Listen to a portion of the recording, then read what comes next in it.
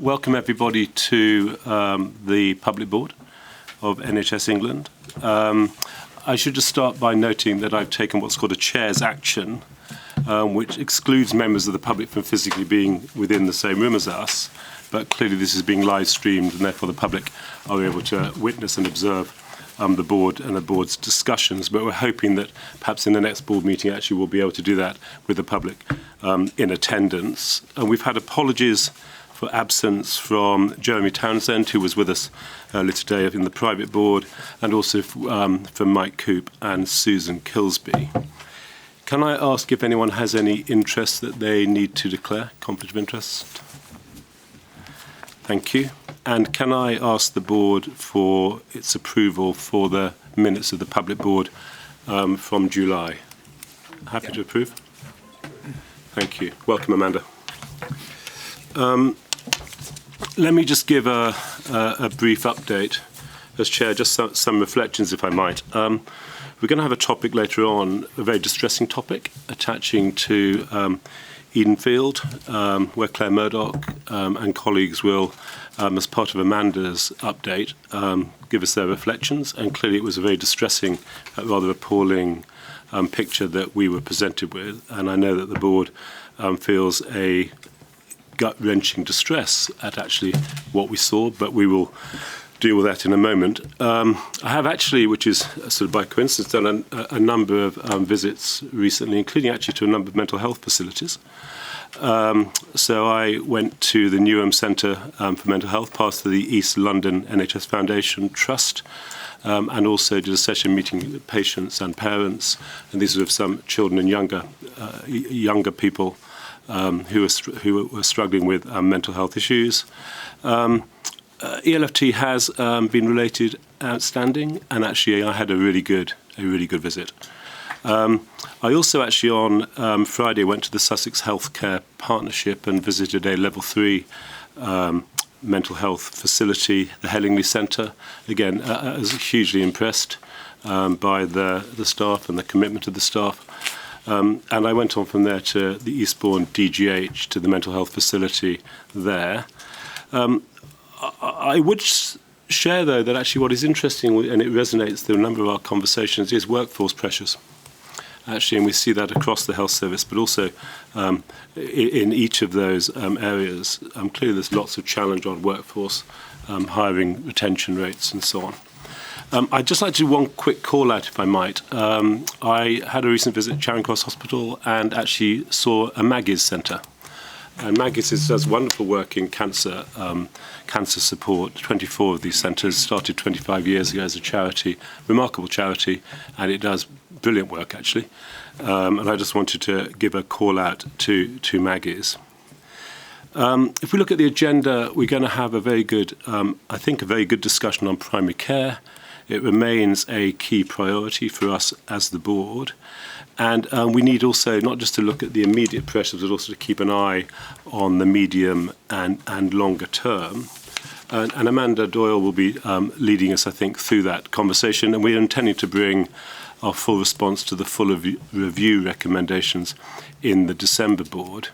Of the system, it's part of the system that, in my own personal view, seems under the most pressure, and yet actually our colleagues who work in primary care do a hugely demanding job, and they do it really well. And some of the things that sometimes people lose sight of is just the underlying volume of support that's provided in primary care to the population. So we know that almost a million appointments every single day are offered in primary care in England. And of that million, 450,000 or so are appointments on the same day as the call actually was made asking for an appointment. So there's a huge volume of support. But we also mustn't close our eyes to the fact that there is an access issue, and clearly we need to be thinking about how we can improve support to our GPs and our primary care workforce as they look to service and to serve the population. Interestingly, and we'll see it in some of the stats, and David confirmed it this morning, if we look at the total number of appointments, we're sort of running at more than 10% more than we were running pre-pandemic in number of appointments. Now, that has COVID vaccinations, but even if you take the vaccinations out, we're running at 6 to 7% higher volume of appointments being provided than actually primary care was providing in 2019. Dentistry, partly because I had my teeth knocked out by a cricket ball. I have a particular interest in dentistry. We're clearly looking here at both capacity and contractual issues, and in Amanda's section we're going to be talking about dentistry. We haven't really looked at it in detail for some time, and actually one of the things I might do, Amanda, we might do is have a deep dive into dentistry, perhaps a future public board. I've talked about mental health on the agenda, and Claire will, in Amanda's CEO update, give us views about actually the actions we're taking in response to what we saw. Ambulances in urgent and emergency care. I read with some delight in the Sunday newspapers actually the experiment going on, London Ambulance Service, piloting some fast response vehicles. There's fast response vehicles essentially going out either to engage in mental health episodes or actually to deal with falls. And what we do know in the analysis in Category 2 falls, what we see clearly is one of the main causes of ambulance conveyance into hospitals is elderly people falling and they're not being responded to quickly enough. So actually, is there a better way of dealing with it? And I'm really pleased to see that that pilot. I'd encourage it to be a bigger pilot in all of the ambulance trusts, frankly, but I know the board know that I can be quite fixated on the fleet shape of our ambulance service. Cost of living. We're going to get an update from Julian. This is an issue, it's not just an NHS issue, it's an issue clearly for the whole economy as we see inflation biting. I had a very good session with around 20 of our HR directors about 2 weeks or so ago, sharing amongst themselves, but sharing selfishly, and with me a number of the initiatives that they're undertaking to try and alleviate the pressure of the cost of living rises upon their staff. And I would commend that, the work that was underway, both not just the HR directors, also the finance directors, looking to find ways to support our staff as we see these financial pressures. Workforce plan. We had a good discussion this morning on the workforce plan. I think it's important that we are ambitious in our aims for the NHS in terms of what we imagine and can conceive that workforce looking like in 3 years' time, in 5 years' time, in 9, 10 years' time, in 15 years' time. And I would say the work that's underway there, led by Navina, is excellent, and we're making very good progress. And we're also making good progress on something, I think, which perhaps people lose sight of, which is a very complicated programme of execution, which is the merger, as we know, of the five entities, NHS England, Improvement, Digital, X and HEE, led by Mark Cubban. I think that work is going really well. Wal is chairing that committee. Again, we have a regular update on it, and I think we can see that we will be, to quote actually Tim Ferriss, we will be a much better organisation once we're through it, actually, in terms of, I think, simplicity, engagement down through the systems, and then, for me, the important principles of debureaucratisation, decentralisation and trust. And that trust into the systems, I think, is really important.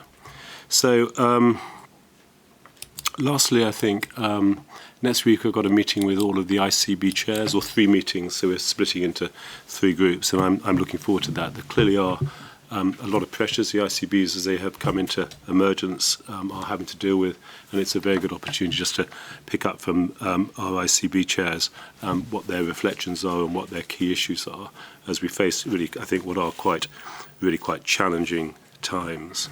And then just lastly, because we had a board dinner last night, and I was delighted, actually with all of our 3 guest speakers, but Tim Briggs, I thought, gave us a very good insight actually into the work that can be done around the elective backlog, looking at refer to treat, and thinking about how we can address what is a growing backlog, but where, as we know, it's 6.8 million, but less than 3% actually requires surgery, requiring an overnight stay, and it's around less than 20%, or just under 20%, actually requires some surgical procedure, therefore day surgery.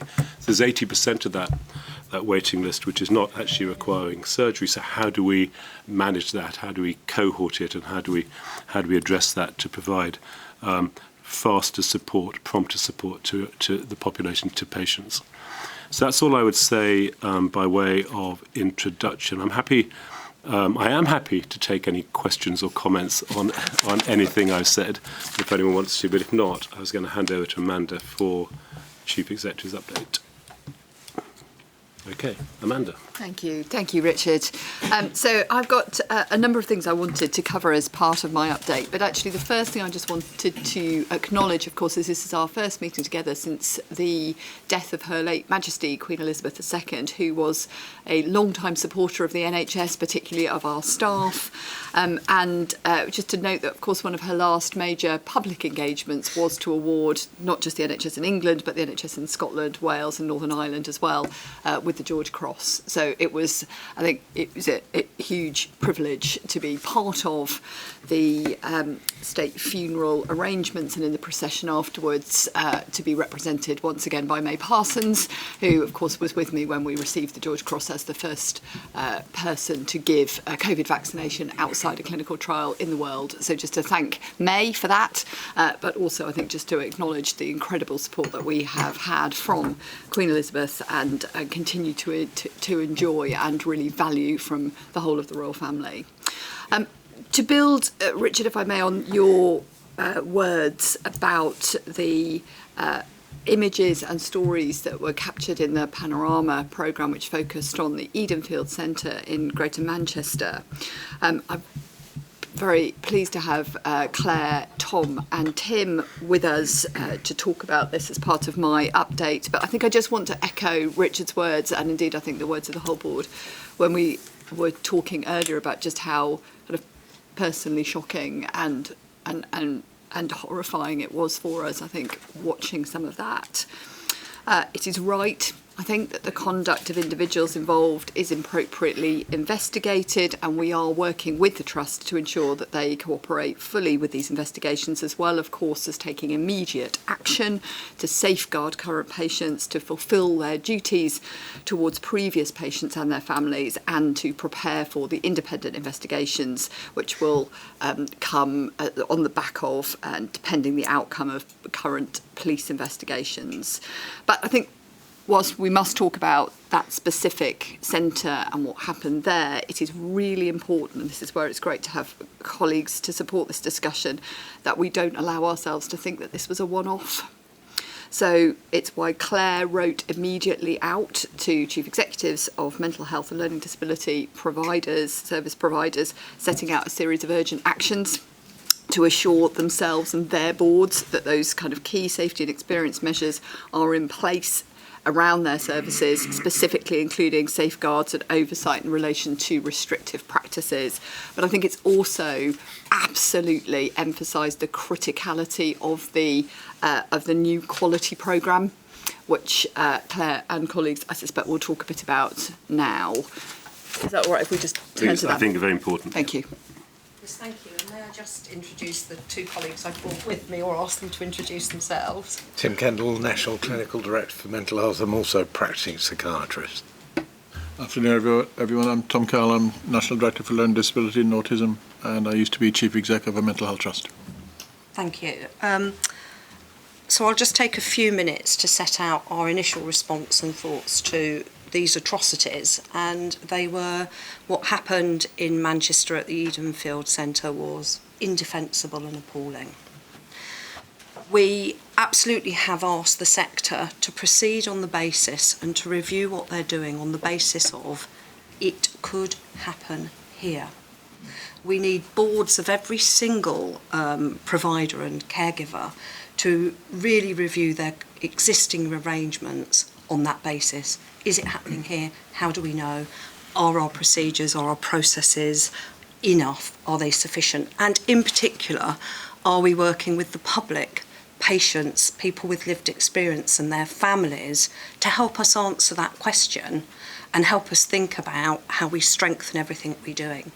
We know this happens elsewhere. We're sure of it. We've had examples in the past. We know of at least one other example currently. So we've asked for that to happen. We also know there's something about the nature of these environments where, let us not forget, people don't choose to be there. We detain them under sections of the Mental Health Act. Often they lack capacity. Always they're extremely vulnerable. And we intervene in their lives and quite intimate aspects of their care in a really critical way. And therefore, care in these units has to be better than anywhere else. But we know that they are more susceptible to poor care. And we have to take this opportunity to double down on our safeguarding arrangements. But it is the job of every board in this country to do that. And I would just like to take the opportunity as a registered nurse myself to say, is the role of every registered professional, whatever their professional background, to take this opportunity to say, what do I see, what do I do, how can I play a role in speaking up, changing care, preventing care, and tackling this when it happens.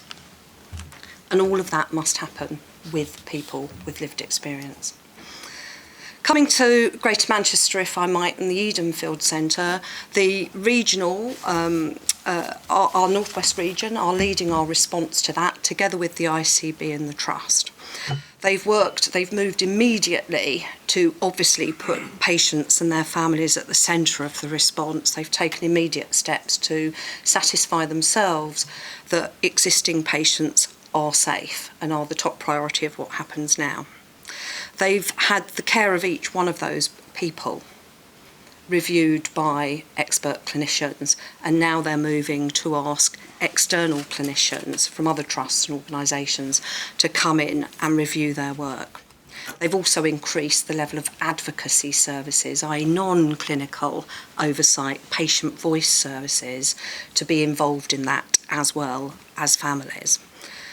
They've suspended a considerable number of staff, and they are proceeding on the basis of evidence in the Panorama programme to set up several disciplinaries or disciplinary processes for several of those staff immediately, because we saw enough in some cases. Their investigation into other staff will go on for some time. This is a long term, but that is happening now.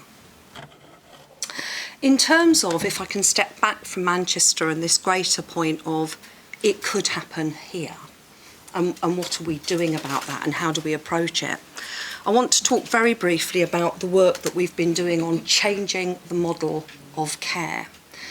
We absolutely have taken the £2.3 billion worth of long-term plan investment and put that into community services, community alternatives to both support people to avoid crises, but also support them differently when they go into crisis. So we know that the overwhelming majority of patients or people will do well in community mental health services.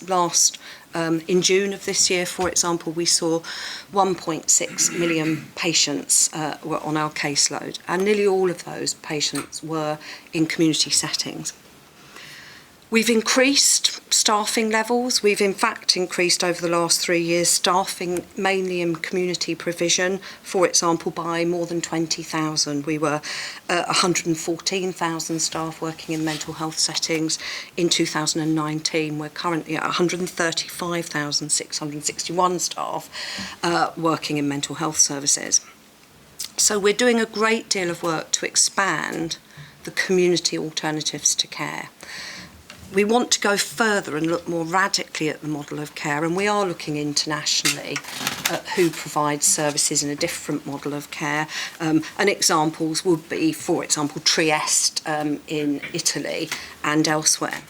But we do know that even in that transformed model of care, there will be people who do need to come into hospital for short periods, we hope. And when they come into hospital, they have every right to expect dignified, humane, evidence-based, compassionate care. So we are going to make further structural changes. We've begun that. But we do know that there are some big structural issues that make that challenging, the chief of which is workforce. Of course, we know, for example, that despite the growth in mental health care, that we currently have between 14 and 28% qualified nurse vacancies in the country. That's by region. So I'm delighted that the chief nurse and other colleagues are really working closely with us on what we do about that. But there are workforce pressures, and we must acknowledge those. We must also acknowledge many of the environmental issues, the quality of the buildings, access to fresh air, gardens, outside space. So we know that some units are world-class and wonderful, but others simply are not good enough, and we have to have a relentless focus on that.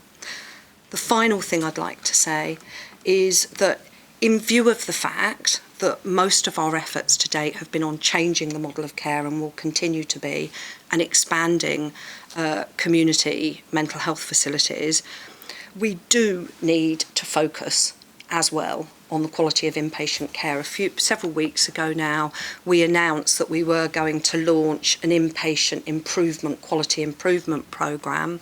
We've appointed a very senior leader to lead that. They will do that with clinical leaders such as Professor Kendall and others, but also patients with lived experience and their families. And we now have to scope that project. We're putting £36 million against a 3-year improvement programme. That's £12 million a year. And it's more critical than ever. So, Claire, that work proceeds rapidly and radically. Thank you. So that last word, radically, I think is important, and we've had a number of conversations, you with our members of the board. You're quite right, I think, that it's a governance and performance problem. It's a unacceptable behavioural problem. It may go through to facilities and other types of external pressures, but what we have to remember here is to keep the patient absolutely at the forefront of how we think about this. I'm pleased you've referenced the fact that we're going to look at different models of care, and I think that's a really important piece of work that gets done, and potentially some quite radical options, I think, in terms of insight and oversight to the care that's delivered, and I think that's also really important. I'm going to pause just for a moment to see if any colleagues just want to react. Amanda or any of my non-exec colleagues. David, would you like to react? Or?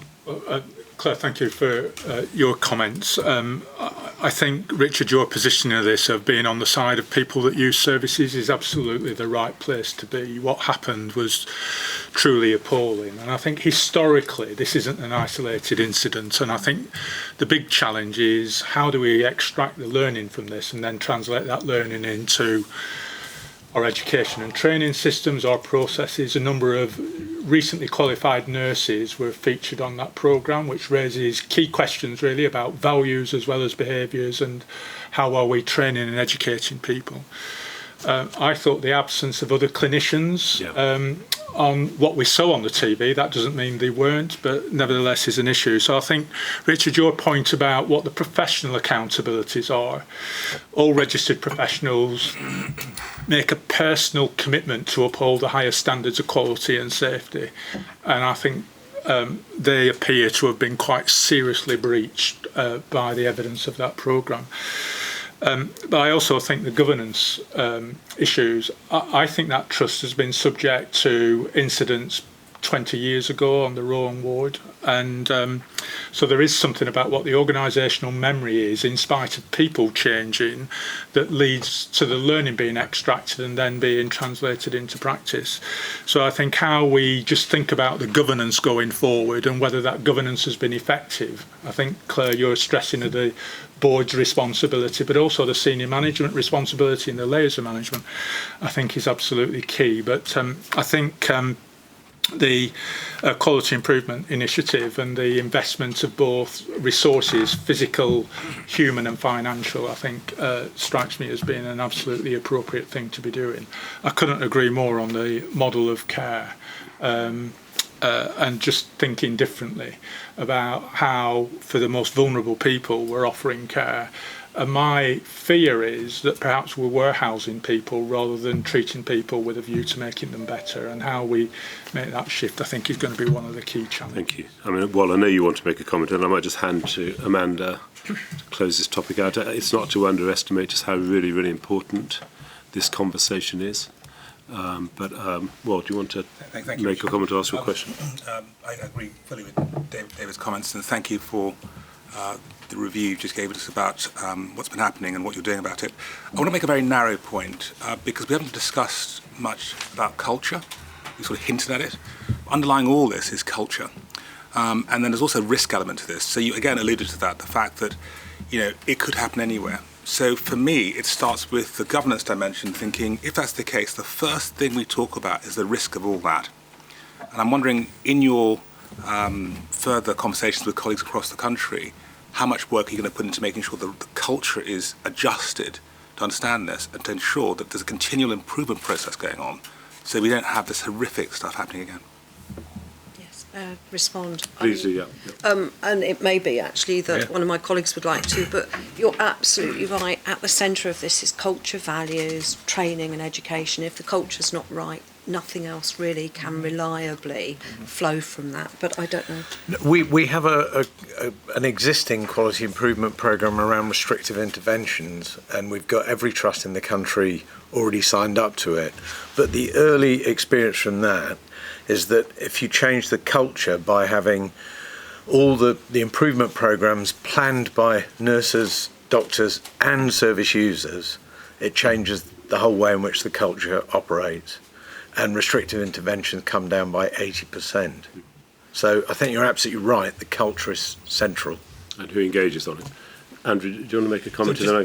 So just on that point, I think it's really important that we work with the CQC going forward around how we undertake the inspection process to surface these kind of things, because the health service has had a history of once every 3 or 4 years something like this, particularly in mental health and LD services, comes to fruition, unfortunately.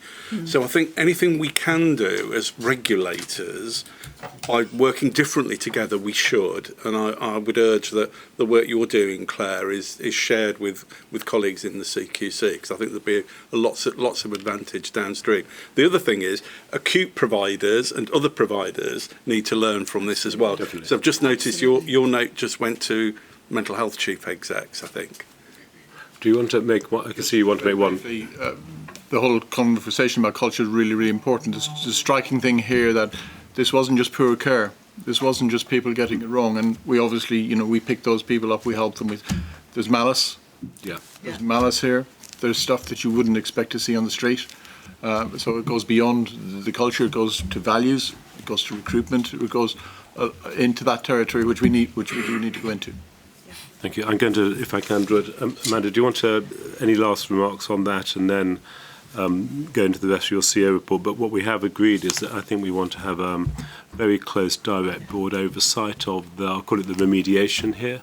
We're going to ask the quality committee to oversee that very directly, but also bring it back regularly to the board, just to see actually that we do drive very firmly at a number of the points that you've been making to us today. But Amanda? No, I think you've just summed it up exactly, Richard, because I think there's an awful lot, even just in the discussion we've just had, and making sure now that we do follow through specifically around the circumstances in Greater Manchester, on the broader reflections that colleagues have shared about the importance of that quality improvement programme with culture at its heart, but also that we take the opportunity to continue that work on the model of care, and exactly the way that David and Claire talked about. So I think across all of those 3 dimensions, Richard, there's a lot of work to do, and just grateful to colleagues for coming today, but also for all of the work they have already done and will do as we support the whole of the NHS to learn from this in exactly the way you've described.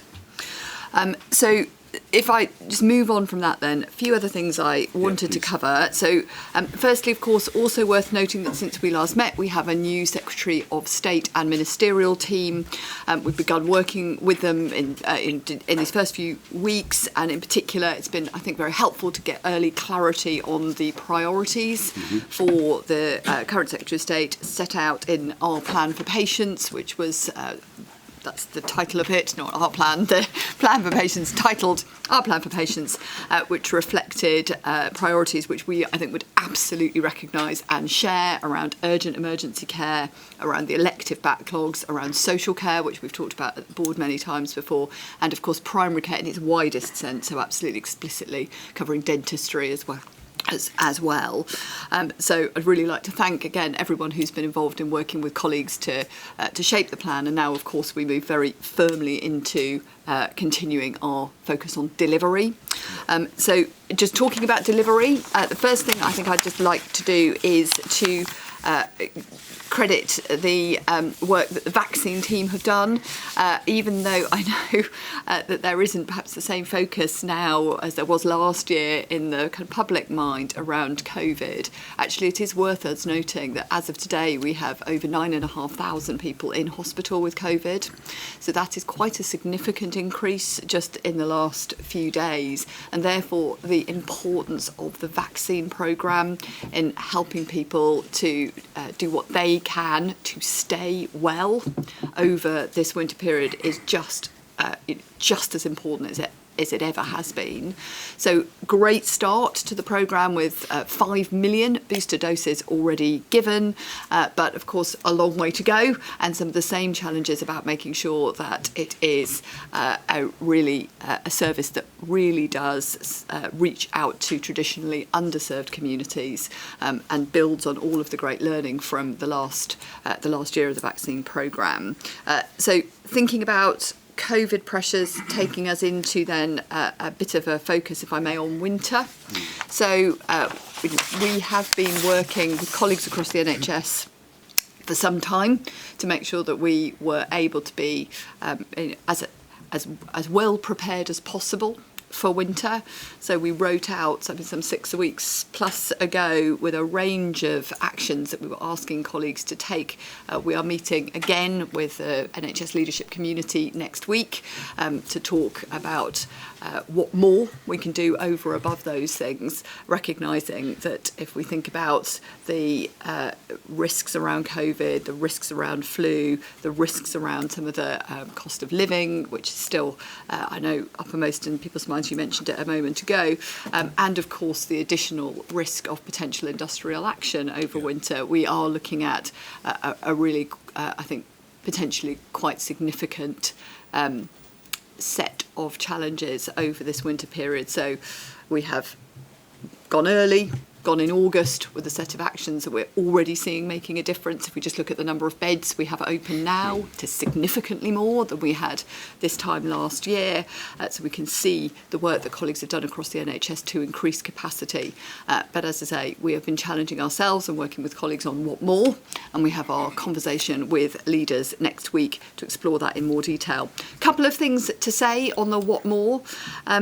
Primary care access is a hugely important strand of what more. And I just wanted to note how encouraging it was to see the story in the Mail, actually, on recruitment of advanced practitioners, GP assistants and digital leads to join the thousands of additional roles that help people get the care they need and help support, as you said a moment ago, Richard, our colleagues in primary care who do so much every single day in response to the needs of the public, but we absolutely know they need more support, and it was great to see those new roles recognised as part of what we can do to help.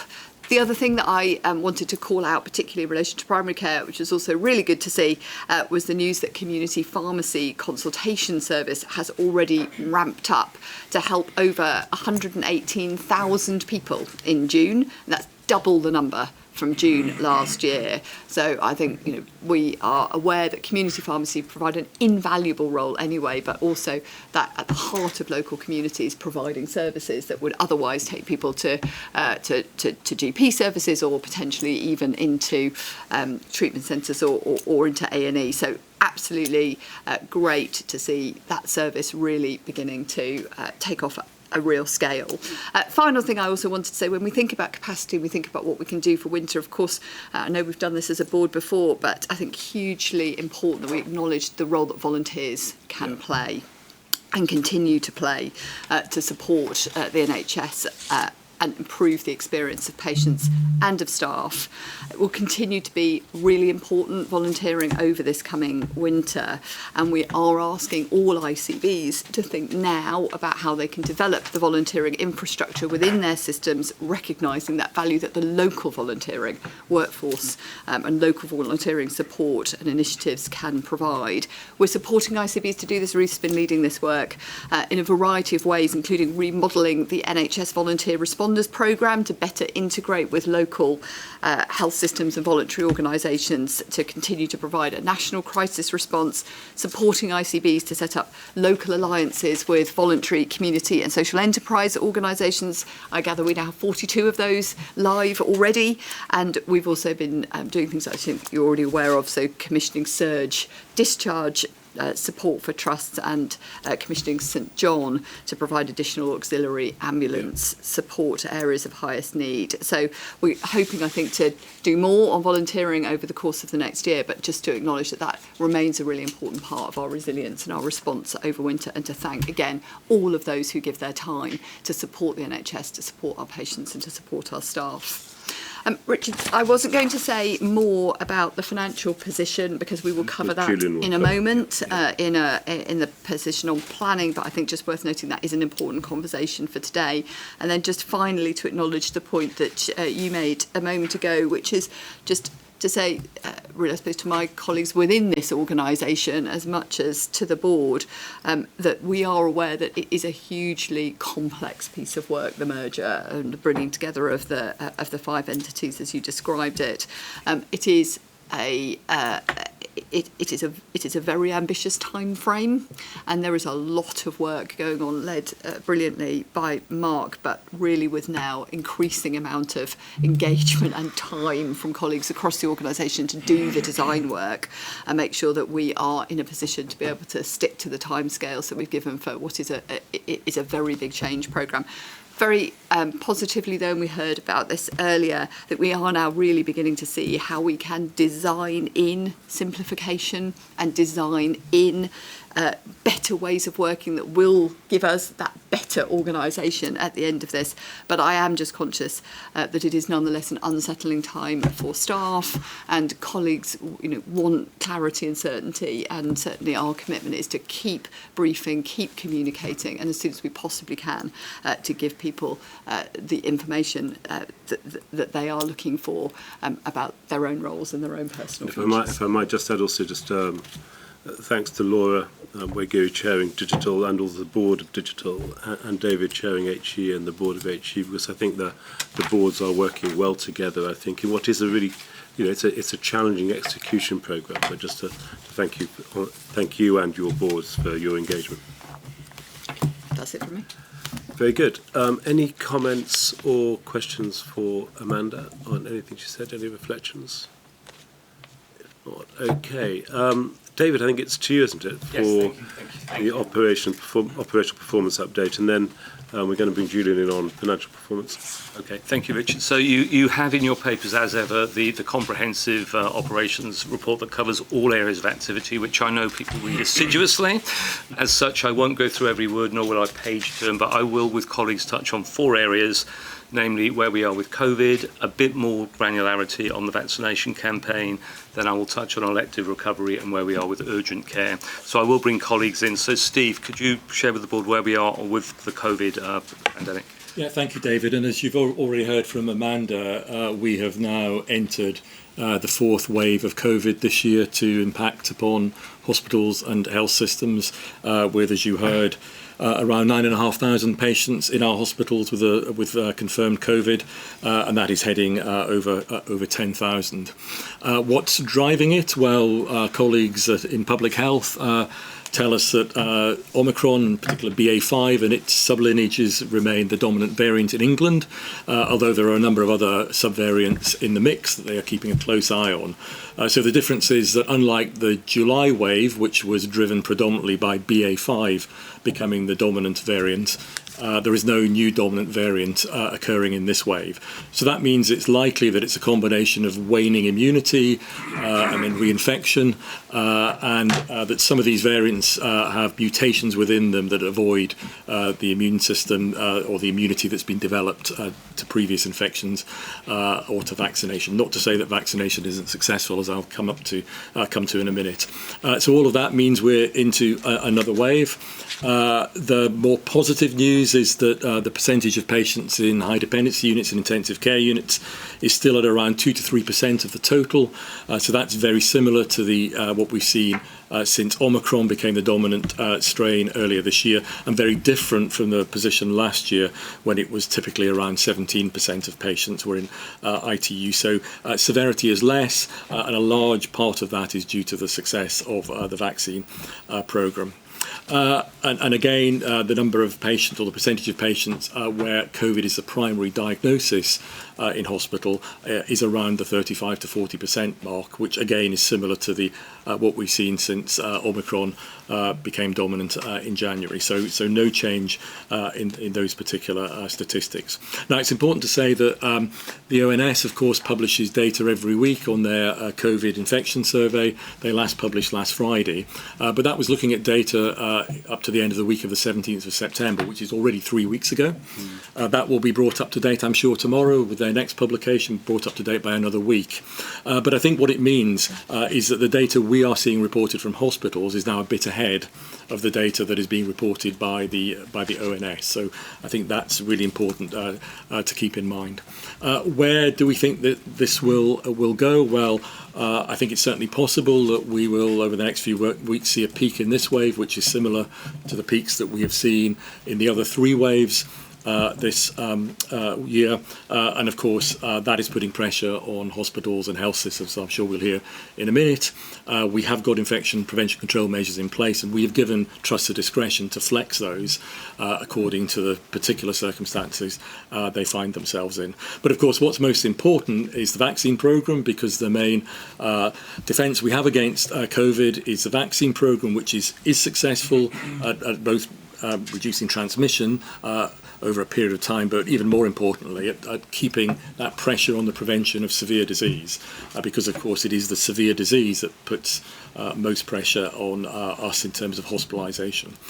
So I think that would be a good point to remind everybody that when you get your notification that you're eligible for your booster, you should book it immediately to protect yourself and your loved ones, and it's a good opportunity to move to Steve to update us on the vaccine programme. Thank you, Steve. I've booked in for mine next Saturday. Excellent. So Steve. Thank you, David. Thank you, Steve. I'm delighted that the NHS vaccination programme has got off to a good start. We're 4 weeks in, and that is due to the very, very hard work of NHS staff up and down the country, supported by a large number of volunteers, as Amanda has said. Last week there was 22,000 hours of NHS volunteers into the vaccination programme, and we see that increasing every single week. As Steve has said, the combined effect of flu and COVID means that the vaccination programme is a really important tool in protecting against serious illness, hospitalisation, and also reducing pressure on the NHS. And I guess the NHS's job is to make it as convenient as possible to all communities to access a vaccination this autumn. As I said, we're about 4 weeks in. As Amanda said, just over 5 million people in eligible groups have come forward for a vaccination across 3,000 sites in England. And again, just to build on the point colleagues have made, that's across general practice, community pharmacy, larger scale vaccination sites, and really importantly, lots of outreach activities so that it is delivered in a way that is meaningful to diverse communities. We've continued to focus on those who are most at risk from COVID and flu, excuse me, and over 7,500 care homes have now had a visit, which is about half of the care homes in England, and 2 in 5 people who are over 80 have already received their top-up protection. As Steve said, though, it's absolutely really important that people book into one of the many sites that are available when they're invited. Alongside COVID, the NHS has delivered about 4 million flu vaccinations, and again I think we would absolutely emphasise the importance of a flu vaccine this autumn. In many cases it's possible to get those together. Some people will choose to have them separately, and that is of course absolutely fine. So I think just to kind of close with, I guess, David, as colleagues have said, whilst we're off to a really good start, we've got to make sure that underserved communities are better served by the NHS in this campaign. And I think what we see in all of the regional teams is people working incredibly hard to make sure that the NHS works as hard as it possibly can to ensure that we protect as many people as possible. We know that it takes some people longer to come forward, and we want to make sure that they're able to access a vaccination in a way that is meaningful for them. And so I think the risks, just to highlight to the board, that we continue to work on is trying to set vaccination in the context of people's lives. People don't always start where we think they might start or where we want them to start. People have got really busy lives with many other pressures on them.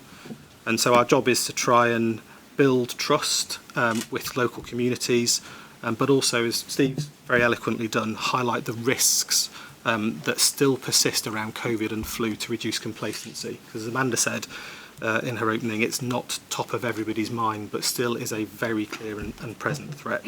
So continuing to work on building confidence through local trusted voices and reducing complacency in communities is kind of the kind of key task for the rest of the programme. Okay, thank you, Steve.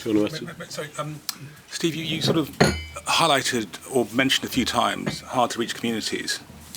Could you just unpack a little bit of that for us? Because as I understand it, the number's not encouraging, both in terms of the uptake by certain groups, but also the funding that's made available by DHSC. Yeah, thanks, Will. So what we've seen, I think it's probably the better way to frame it, is communities that have not had as much confidence in public institutions and have not necessarily been as well served by us. And we have seen differentials in all of the previous phases of the COVID campaign, which is reflected in other vaccination programmes, between communities from different ethnic backgrounds, but also very importantly deprivation. And of course those two things intersect very importantly. So we still see in this, we're only 4 weeks in, but we still see a difference in uptake for people who are white British compared to people, for example, from a Pakistani and Bangladeshi community. So if you say the uptake in the white British community was 100%, it's currently about 62% for people from a Pakistani and Bangladeshi community. And we've done quite a lot of insight work with communities to try and understand how we best tailor the offer. And that is all about local leadership, local community presence. So the vaccination centres are great. Community pharmacy is really important in communities like this. Community pharmacy is one of the only settings of care that beats the inverse care law. And so continuing to do local, culturally competent communications is a really important part, which I think leads into the second part to your question. That challenge is bigger for us this year. Last year there was a very significant degree of resource available for marketing. That sounds like the wrong phrase, but you know what I mean. Encouraging people to come forward. Providing information, building awareness, highlighting risk, highlighting the offer. And you don't just do that through social media and the front pages of mainstream media. That challenge is exacerbated this year with a much lower budget for those activities, which was a decision made outside of NHS England, but one that we have to work within and then have to work harder at addressing with local NHS communications. Thank you, Steve. David, do you want to pick up? Just touch on two further things very briefly. Firstly, on elective, it is worth noting since the last time we met that we've met our first delivery plan target, virtually eliminating all of the 104-week waiters by treating over 70,000 people who had already tripped for 104 weeks who would have done so if we hadn't been treated. So that's a fantastic effort by all concerned. Of course, we now move on to the next thing, which the 78-week waiters, of which there are just over 50,000. Coming back to your opening remarks, Richard, the majority of those people do sit in a non-admitted pathway, i.e. the outpatient department. So our absolute focus for the next stage will be on that 80% who will be in the outpatient department. Coming back to the references about the impact of COVID, we have got progressively better at keeping the elective show on the road through each wave of COVID, and we need to do everything we can to keep those green pathways open to ensure that we keep this focus on elective recovery. The other area, of course, the final area I'll touch on is urgent and emergency care, which is under significant pressure. And certainly the advent of the fourth wave of COVID is putting additional pressure into the system. As Amanda has said, we have written out to all ICBs who brought their plans back to us. We have seen just over 1,500 beds already open since the plan was sent out. And we continue to work with those trusts who are most challenged in the ambulance handover performance. I think I mentioned it's 6 trusts in the first cohort and 4 in the second cohort. But that's so. I'll pause there, Richard. Actually, quite happy to take questions on that, or indeed anything else in the report. Any further? I mean, Munir, do you want to go, and then Andrew, and then I'm going to move us on to Julian, because the financial update is also extremely important. Okay. So I'm going to ask you about cardiovascular disease to make sure that I have been reading your paper. Are you ready, Steve? So it's great to see the thrombolysis rates going up, and you really it highlights the importance of implementing technology into a clinical care pathway, and the artificial intelligence tools increasing from such a low level to 77% within a year or just over a year is a fantastic achievement. So just to give people watching an idea of how much time that's saving in terms of improving the numbers of people who can get thrombolyzed within the 4-hour time window that we have. I don't know if you want to add anything, Steve. I think that's a comment as much as a question, isn't it? Other than to say we are seeing recovery in thrombolysis rates, as you say, Munir. Yep. We also need to see greater progress in thrombectomy rates, which is where clots are not just dissolved but are actually removed from the blood vessels in the brain where they've lodged to cause a stroke. We have a long-term plan ambition on that, which got disrupted during the pandemic, but we are getting back on track with that and a renewed focus. Of course, it's really important that if you have symptoms of a stroke and indeed a heart attack, that you get to hospitals as quickly as possible. So that's why we have a really huge focus on ambulance response times, and we're working with our ambulance services to see how we can particularly improve responsiveness to strokes and heart attacks and conditions with that severity. So a real focus on ensuring that we drive up those rates of life saving and indeed life-changing treatments to treat stroke. Very good. Andrew? So just a couple of points, David. So it's great to see some very, very early progress around planning for winter. It's a first for my kind of 5 years on the board. Given that we've got the 7,000 extra beds as a cornerstone, we've got 1,500 you've just mentioned already commissioned. When do you think all 7,000 will be in place? And then the second bit is around the 500 million that Secretary of State announced for earlier discharge. What kind of impact do you think that's going to make? Right, okay, so I'll take those. So what's the first one again, Andrew? Was the beds. That's right. So we're going to get all 7,000. That's fine. So we've just received the returns back from each of the ICBs, and there are 1 or 2 outstanding actually, but it looks like we will model through to have those beds open 6,000 of the 7,000 by Christmas, the other 1,000 by the end of the financial year. Now, within that, there is also a certain gearing between what we would recognise as an actual bed, with a metal bed with some oxygen at the top of it, and virtual beds and others. But that is what the phasing looks like at the moment. Now, coming back to Amanda's opening remarks, Andrew, we need to be still looking to go further, faster, higher, as I keep describing it, and to see whether or not we will find some additional capacity over and above that, should the pressure on the system exceed those needs. But that's the modelling through as it sits at the moment. So, in terms of your latter point, I don't think we know yet, is the short answer. So we were aware that the money has been announced, if you like. It's the 500 million. And at the moment we're discussing how and where that will be allocated. I should emphasise that's not our decision, that's the department's decision, but we are involved in those conversations. Okay. The thing that I get, I'm going to hand to Julian now, but I do think that what I find really helpful is when we break the conversation down into really tangible actions. So whether it's the number of beds, which are physical beds, or other provision, whether it's a contract with St John's Ambulance, either to provide 850 more staff, I think, across ambulance services, where there's lots of work going on in primary care, whether it's the work done on Category 2 calls around elderly falls of the elderly. And so what are the real tangible actions that the Health Service, National Health Service is introducing? We may be sitting in NHS England, but our colleagues throughout the systems are introducing it. So there's tangible actions which I like to hear more about all the time, actually. Julian. On the financial position. So I think it's worth updating the board on both the position as we find it this year and the sort of financial outlook as we are sort of developing planning guidance and expectations for next year and the year beyond.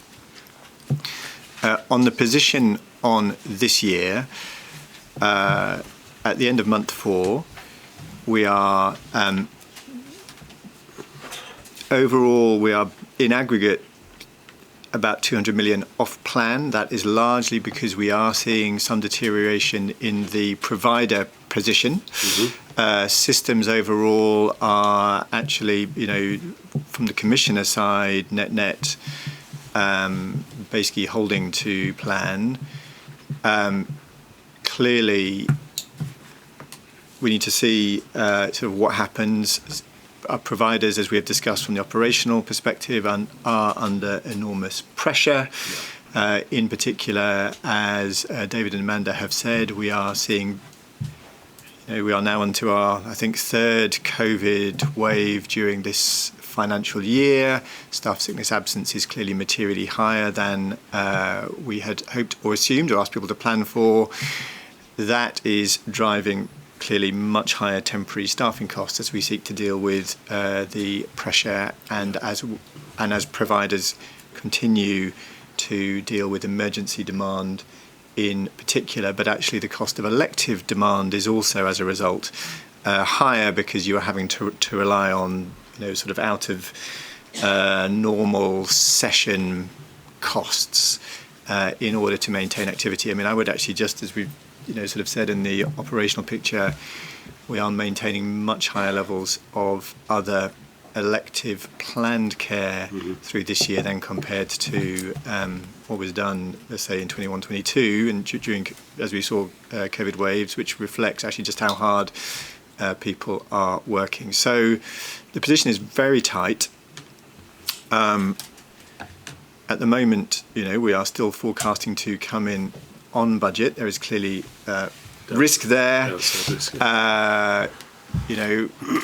We recognise, as has been said, and welcome the additional funding that is going into discharge and social care, £500 million this winter. I mean, I think in essence this is also the government recognising the need to step back up the sort of hospital discharge scheme or some variation thereof that we had through the course of last year, given the pressures that we are seeing.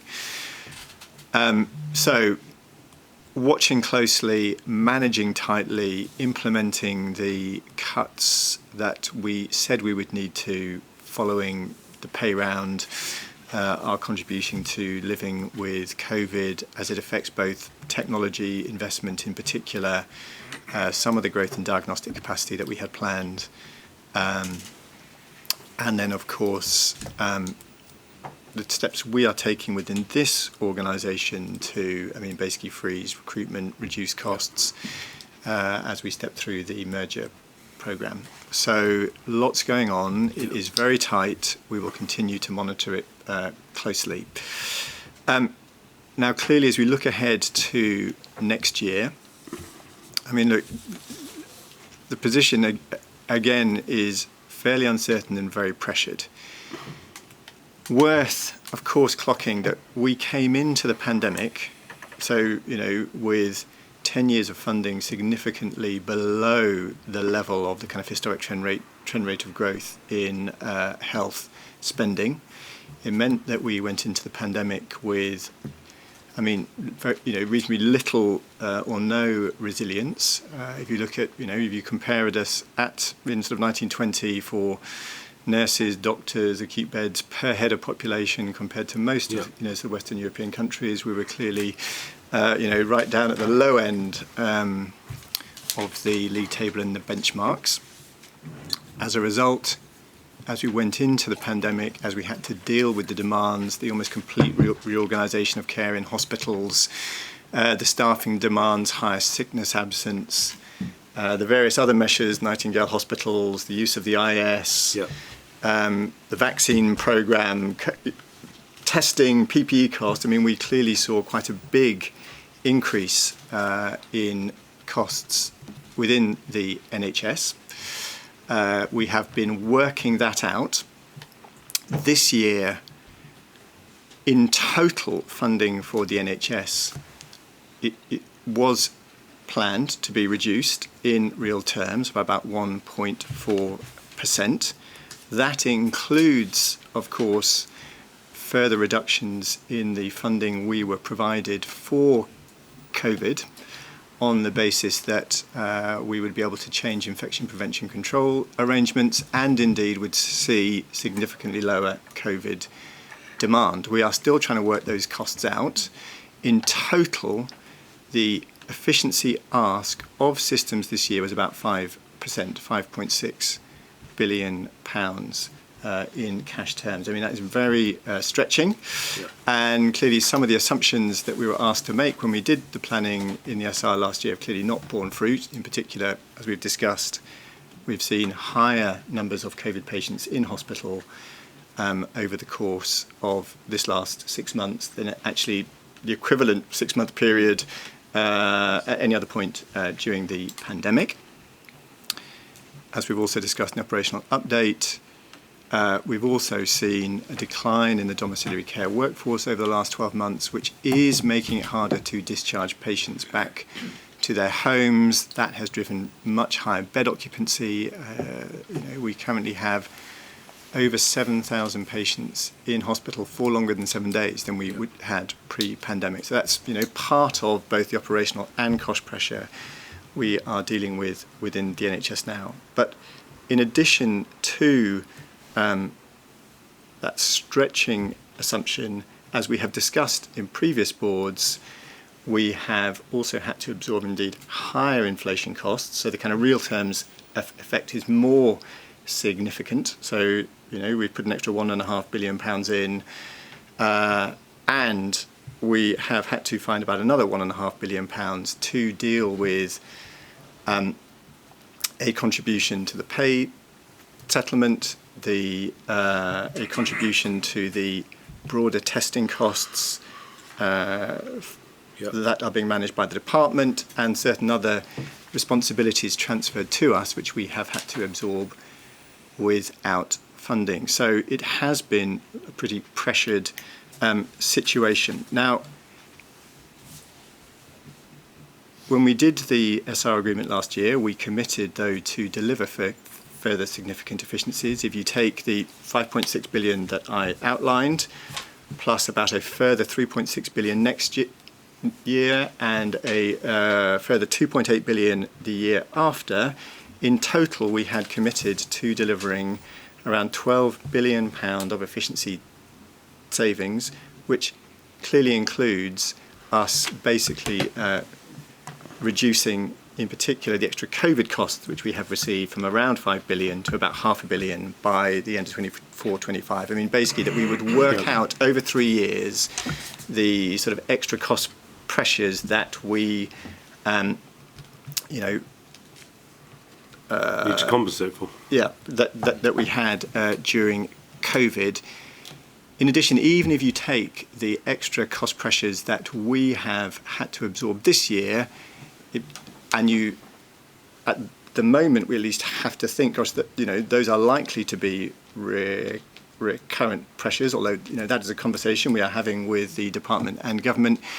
We could be seeing total cost pressures somewhere around 14, or more billion pounds, savings in total that we have to make. So by 24-25. By 24-25, which in essence is sort of 10% of our nominal cost base.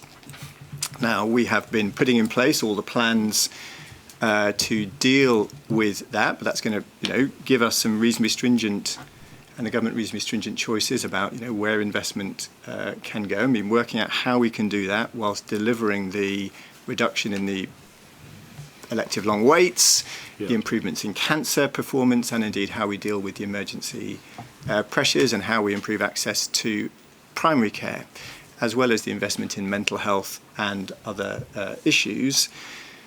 Clearly, the confounding factor, though, right now is the potential ongoing inflation pressure. Now, there is clearly massive uncertainty as to exactly what that will be. But if you were to take the Bank of England's last forecast, who are forecasting around sort of 9% CPI next year, even if it then fell back down to about 2% the year after that, and if, as a result of that level of inflation, and indeed as you sort of look at benchmark private sector earnings, you were to see a pay settlement next year for NHS staff, or indeed the broader public sector, similar to that we have seen this year, remembering we were funded on a 2% inflation, 2% pay settlement basis, we could see further cost pressures of about £6 to £7 billion. In addition to the 14. In addition to the, let's say around £14 billion we're already thinking we might have to be consuming. At that point, you're clearly not talking about further efficiencies. We will be, having to consider and, talking through with the government what the options would be to sort of manage that pressure. And if we had to manage it within the nominal budget that we have, I mean, clearly you have to completely revisit investment in cancer, mental health, primary care, the increase in diagnostic capacity, and you would have to look at sort of what it meant in total for what the NHS could deliver. So if I summarise a very sort of cogent presentation of a list of the pressures that we face, I mean, the things that come out at me are, by 24-25, we're looking around a 10% of running operating costs saving. It's not saving pressure that we have to find, and in addition to that, potentially another 6 or 7 billion, depending upon the modeled assumption for the stickiness of inflation working its way through. And if that is what transpires, then clearly there are conversations we'll just need to have in terms of making presentations to government about various options for their consideration. But can I just pause and see if anyone has any comments? Can I get a bit further than that, Richard? I just want to, Julian, it's a very cogent, very sobering presentation to the board. I mean, the pressures you're talking about, if I sort of look across the private sector, they're present there. Other parts of the economy facing all this. But I think it's important as a board, and you'll call Richard as chair, whether we as non-exec directors in particular, try and understand what the menu of things that the management will be thinking about in their discussions with government. Because there was a long-term plan set out which we all signed up to as board members. Clearly, the environment's changed. So I'm just wondering whether there's another sort of deep dive or look at that. Which is really, really important. Based around, and we've talked a bit before, based around sort of a range of scenarios, and then a sort of a listing of potential options. Where you go, what you do. Where you go, what you do. But Amanda, you want to? Sorry. Very the good. only point I wanted to draw out of, I thought Julian's, again, excellent presentation was just to say, I mean, you might be thinking, what on earth were we thinking signing up to those original efficiency goals? But as Julian said, clearly we were making assumptions about both what would happen with COVID, but also that it is right that we challenge ourselves to be as efficient as possible and that we spend, you know, every single penny of public money well. So although the underlying efficiency does feel pretty ambitious when you kind of look at it cold or when it's added up in the way Julian just has described, I think you know, our sort of sense was it wasn't wrong to strive to really drive, you know, as much efficiency and productivity as we possibly could across the NHS, set aside those very clear ambitions that we had signed up to around elective recovery, etc.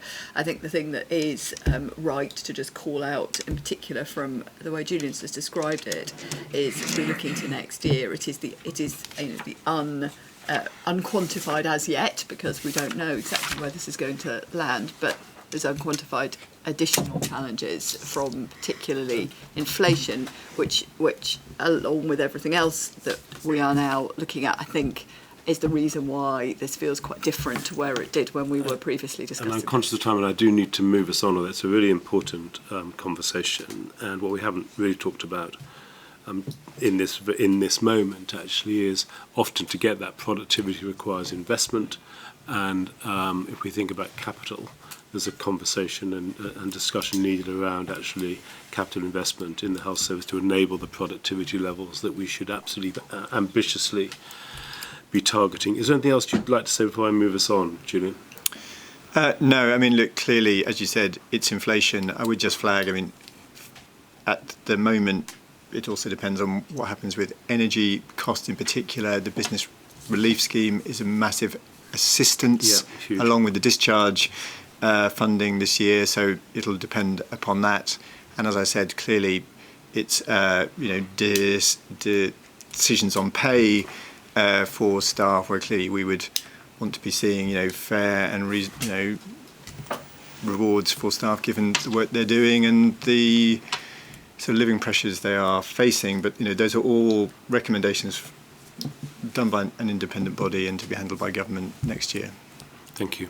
I am going to move us on, although it's a very important discussion just led us through, Julian, and thank you very much for the clarity of that presentation. And I think, just sorry, I know you're trying to move us on, Richard, but the only thing I'd just add to what Julian said about pay, and I think this is the conversation we had before, isn't it? It's actually an operational necessity that we have staff to do the work we're describing. So I know we've rehearsed this in detail before, but I think it's not an either or. It is not. I agree. Can we move on? So, Ruth, are you going to lead us into the maternity and neonatal services update? And you've been joined by a number of colleagues. So. I've got colleagues of Jackie and Donald and Duncan with me, part of the team. So I'm going to assume that the board members have read the paper, and I just want to bring out just a few points. First of all is on the 22nd of this month, September, I had the opportunity with Jackie actually to go to the Baby Lifeline charity conference and heard Derek talk about his grandson Harry, Kaylee about her daughter Pippa, Sarah and Jack about their daughter Harriet, and listening to them and other families, it does continue to drive our work and importantly our actions. So we know that East Kent report is being led by Dr. Bill Kirkhope. It's now going to be published on the 19th of October. And we will, of course, bring back this to the next board and we will consider that as a board in due course. We also, since the last board meeting, have got the Nottingham University Hospital's independent review of maternity. That has now been launched on the 1st of September, chaired by Donna Ockenden. David is the SRO and I'm there very much supporting David, working together on it. We expect that report to take about 18 months. We will maintain an absolute regular contact with the review team and facilitate the learning into practice, both locally and if there's anything nationally, throughout the review. We won't just wait till the end of the report period to do that. You'll know that we've committed as a board and as a team to create a single delivery plan, taking the work of the Maternity Transformation Board, the Shrewsbury and Telford Ockenden reports, and of course then the East Kent report that's due out later in the month. We'll bring that back probably now into the new year, given that we've had a delay of the East Kent report. In the interest of time, I'm just going to hand over to Donald for a few Very bits good. and then Jackie. Just give us highlight. We assume the paper's read, but draw out the points you really want to make sure we've really just landed. to highlight 3 points. Yeah. One is that by the end of this year, maternal medicine networks will be operational across all parts of the country, which means that the footprint's agreed, the centres are agreed, funding is going to a central team to improve access of women with medical complexity to good care. The things that we still need to do are to embed a new form of physician, obstetric physicians, which we're training and are envisaged as the leaders of these networks. Evaluating their success, very important. And finally, meeting the targets around inequalities, which actually we've discussed with Bola and are a really important aim for these networks to improve rather than hinder access of the women who really need these services.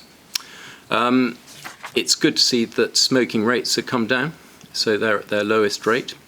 But despite that, stillbirth rates, which have been falling year by year, and last year's data suggested we're meeting the national trajectory around halving stillbirths. This year, the data just out from ONS shows that they have increased. That increase has happened obviously at the peak time of COVID.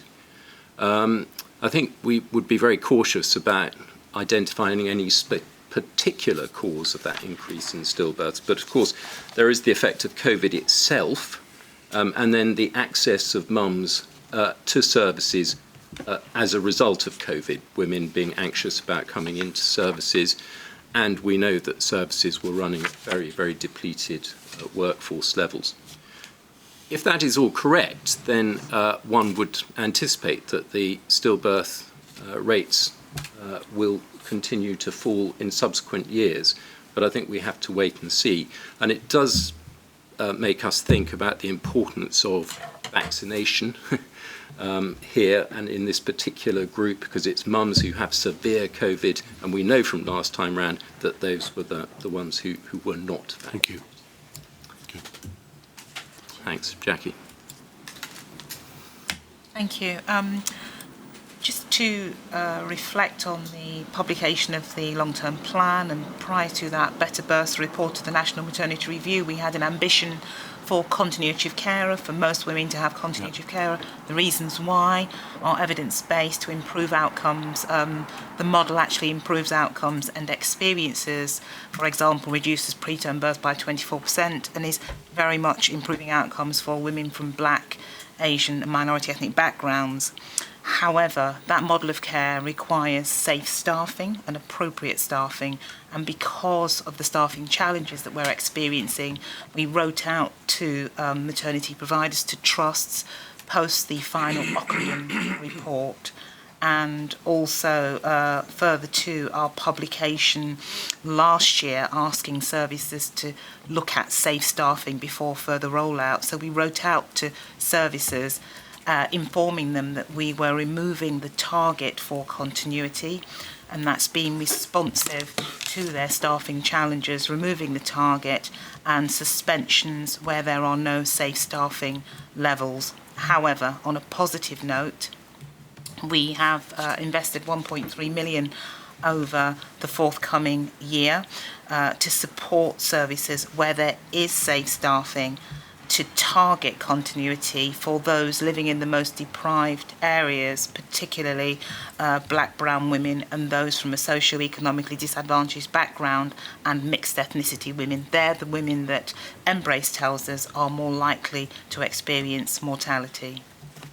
Can I just, because Jackie mentioned workforce, and I was reading the section on workforce, and it's sort of a mixed section because it has some paragraphs or points which are grounds for optimism. It finishes with the highest ever number of students on undergraduate courses. It's the first year where the impact of increased numbers of newly qualified midwives enter the system. But at the same time, that's the last paragraph. Before that, there's sort of an up and down of mood around how we're dealing with the pressure on workforce, either obstetricians or midwives. Any comment? Yep, Duncan's just going to finish off on workforce. Oh, sorry. Perfect Well done, segue Duncan. to weigh in. And I think you're probably right, Chair, and the fact it's there's some positive signs in here, but there's also some areas which are more concerning. Obviously, the reduction in midwives nationally, I think, is probably the area of biggest concern. Particularly our area of focus around retention of midwives, and so there's a lot of work going on working with Navina and her team around retaining midwives. We've previously reported here we've funded retention roles into every organisation to help support the work around retaining staff. I think it's fair to say our leaver rate has been higher than pre-pandemic and historic levels, but over the last couple of months we have seen that stabilised. I think 2 months is probably too soon to say that that's a trend, but we'll need to continue to monitor that to see if that continues or starts to come down. I think there is some positive news in the fact that this is the first year we'll see the impact of the increased numbers of midwives in training, which HE put funded additional training places 3 years ago. So we should start to see now year on year the number of midwives qualifying increase. So over the next couple of months, as those newly qualified midwives enter the profession and enter our services, we should see our numbers of midwives in practice increase. We obviously need to do everything we can to retain them and to look after them as they start in their careers. We have seen also an increase in our maternity support workers, and a lot of focused work around that. And we've provided, we're just about to confirm some additional funding out to Trust to help support them with their work around maternity support workers. And then obstetrics, we've seen consultant obstetric numbers increase, which is good. And we're just in the process also, we've had bids out to trusts, which we've had a fantastic response to help support additional funding in every organisation for consultant leadership, particularly mindful that actually this isn't just about heads and directors of midwifery running those services, this is a combination of leadership. So we hope that will support additional focus on driving some of this work forward. Lots of work going on around, we've got an international recruitment programme for midwifery. We've had 147 midwives staffed so far this year internationally. We've got a return to midwifery programme going on as well, which we're working with colleagues in HE on. But perhaps I'll pause there and take any questions. Yeah, I mean, I was struck actually. You've got quite a high percentage. The increase in obstetricians is, it's almost 17, 18. I haven't done the maths. 17 or 18% since July 21. At the numbers here, right, we're clearly struggling more with increasing our midwifery workforce. I just wanted to note, because I don't think we should lose sight of it, that just on the digital electronic patient records attaching to this, clearly I think we're taking a view we're now no longer going to meet the commitment that we had in the long-term plan, and we need to keep that under focus. And I can see we're revising the strategy about how we actually do get sustainable, sort of comprehensive electronic patient records, but you flagged that for us, and I think we should just keep a weather eye on that. Now, a couple of minutes for Andrew. Did you have your hand up? Yeah. Thank you. And David? Okay, Andrew. Okay. So, I think the team have, come up with some really great actions over the last 2 years, but I think this service is still a very fragile one, and we mustn't think for one moment as a board that it's all done and dusted, because we're some way from there. Two concerns I have. One is great news to see the training numbers come through, but have we modelled the exit rate of potential retirements, and do the two match in terms of a perfect cover going forward over a 5-year horizon, say? And the other bit, just picking up on Richard's point around consultant cover, all the evidence is that the more consultant cover you have on the labour suite, the better your outcomes. We've put 90 extra docs in, and I'm just curious to know to what extent are we hitting 90 hours labour suite cover at consultant level for your typical DGH that's delivering, say, 3,500 babies every year. That for me is a really important factor, because I think we've seen failure in not only the bigger units but also the smaller units, and it's the smaller units that worry me because they're more difficult to recruit into. So it'd be just good to get people's reflections. So before we do that, can I bring David in for your comment? We'll do both together. So again, good progress since May, so thank you for Ruth and your team. In HE, after the May board, we actually got some students in, both nurses and obstetricians in training, and we said, what is it like for you? And actually what they told us was the importance of protecting learning time. So because of the workforce challenges, there is a real vicious circle that if you don't protect the learning time, you're not giving the experience for students in training, doctors in training.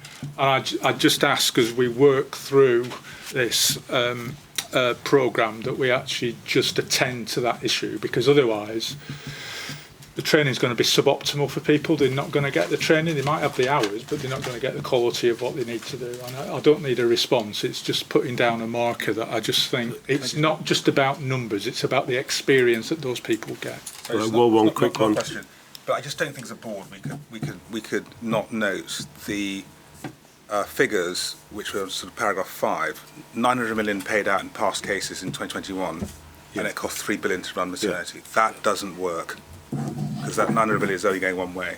It's just very, very poor return overall. Very good, thank you. Do you quickly want to respond to Andrew's comment, because then I do need to move us on actually to absolutely, I understand that. Cool.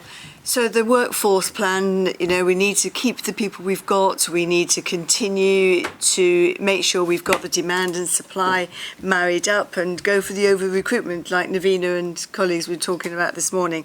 Really important we do that. International recruitment is only one tiny part of the solution. Retention and recruiting and training our domestic supply has to be the biggest part of our response. Labour suite cover, I'm delighted we've got more going in, more doctors in there, but where they're working, and not just about their labour suite cover, but actually are they there supporting the midwives and working as a multidisciplinary team? Really important. And when I went to see Donald and your colleagues in UCLH, some 6 months ago, you can see it working, but it doesn't work in all areas, and that's going to be important. Learning time, really important. And money is vitally important, and we know that a lot goes on litigation. And that's why, of course, we must remember that the government did accept all of the Don Rockerton's recommendations. Thank you. Thank you very much. I thank Ruth, you and all your colleagues actually for that discussion. Can we move on to Amanda Doyle on access to primary care? Thank you. I will take the paper as read, but I do want to just pull out some important points in this paper. Thanks, Richard. Despite the fact that primary care... Jemima, could you speak slightly more volume? I will. So despite the fact that general practice particularly are delivering more appointments than ever before, the public is experiencing much greater difficulty in accessing primary care, and we clearly need to do something about it. We've got a medium-term approach in delivery of Claire Fuller stocktake, which sets out a vision for integrated primary and community services for the future, but that is very much a medium-term approach, that some of the tasks required will take significant work and investment. But we do need to make some really immediate actions to improve people's experience of access. I'm going to talk separately about general practice, community pharmacy and dentists, but some of the messages apply to all three. So starting with general practice, we hear a lot of noise about the experience the public are having, but most of that is about their experience in contacting services.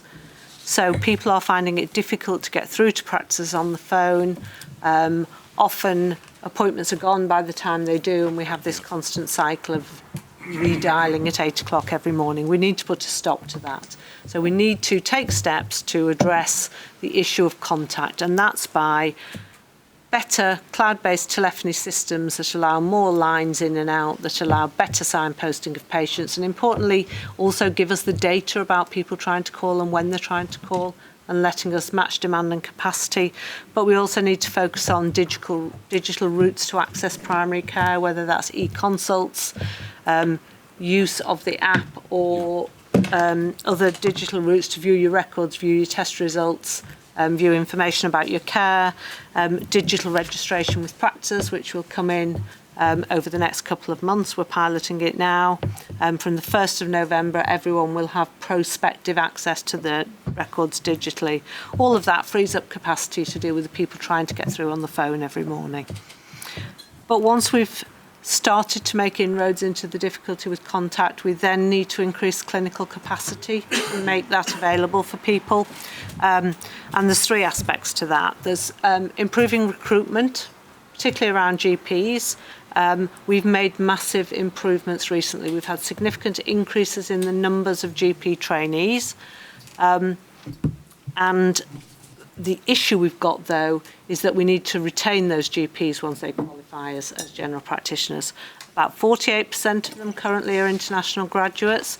Their visas, their leave to remain expires the day they complete their GP training, and we are working with government departments around addressing visa issues that make it much more difficult for us to plan to retain all of. You would expect me just to comment that actually it should be something that we, with a number of the government departments, Home Office and the department, that we should be able to fix this. It's ridiculous that we train almost 4,000 or 3,800, 4,000 GPs who come to us internationally, and then on the day they essentially are finished their training, they're told that their visas effectively are out until they find a sponsoring employer, or however the system works. This is not, it's clearly not at all sensible, and one would have thought it would be a very self-evident and straightforward exercise that we don't train these GPs to find actually then that we force them to leave the country. Remarkable. Absolutely.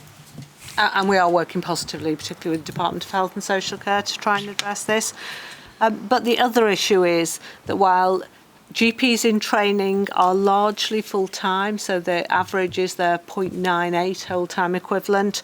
That drops to 0.64 whole-time equivalent on average once they become general practitioners. And we think we retain about 72% of that trainee headcount into substantive NHS general practice posts. So at every step along the way, there is some attrition. Equally important, or more important, though, is retention. We are losing qualified general practitioners faster than we can replace them. Since about 2010, the over 65 population has increased by more than 25%.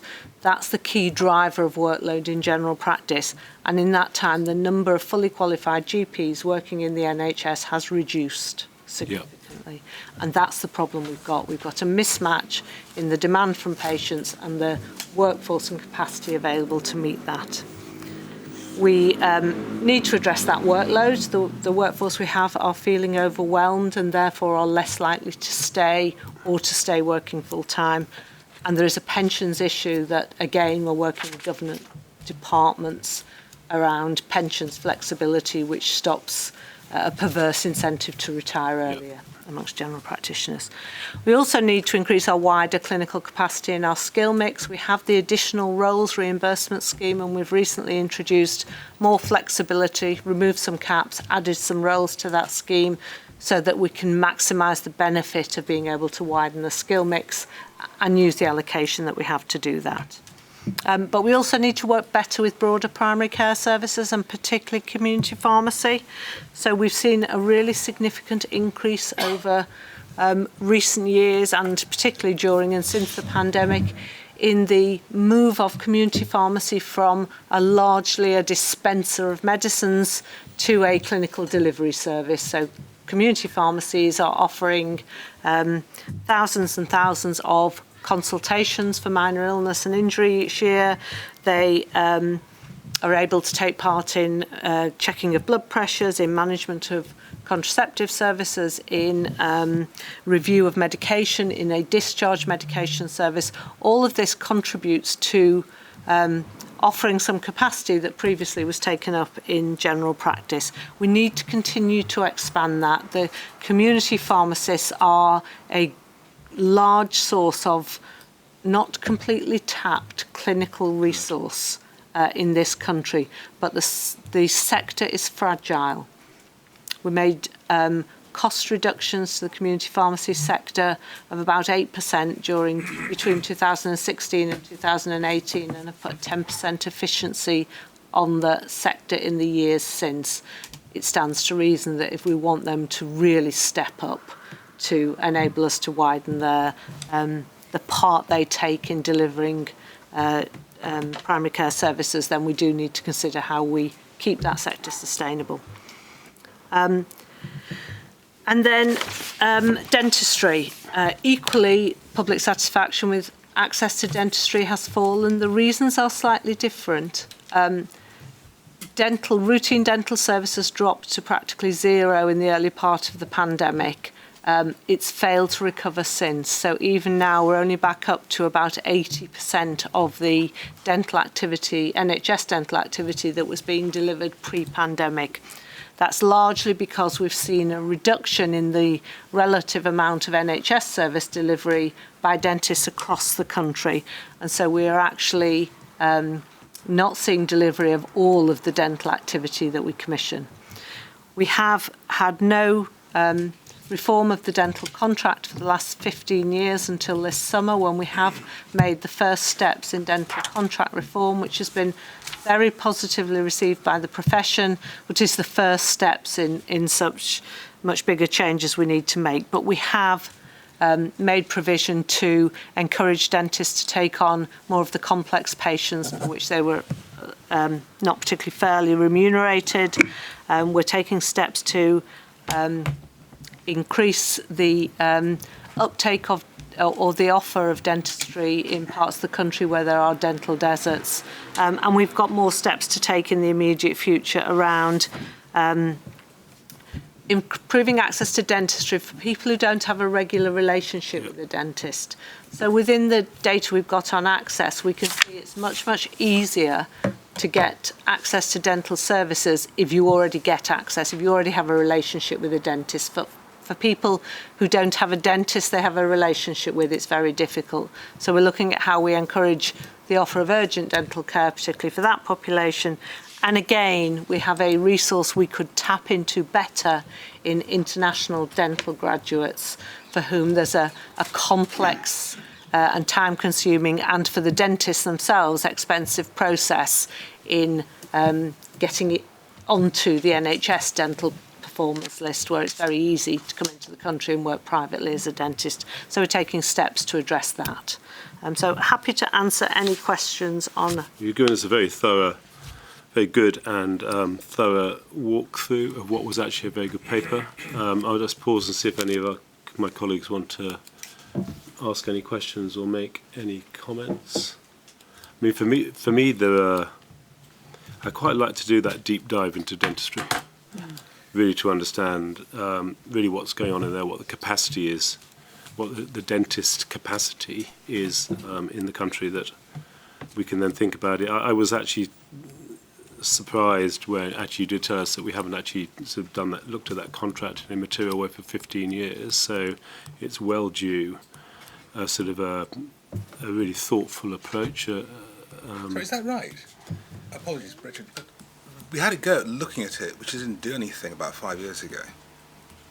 We had a long conversation about what could change, didn't we?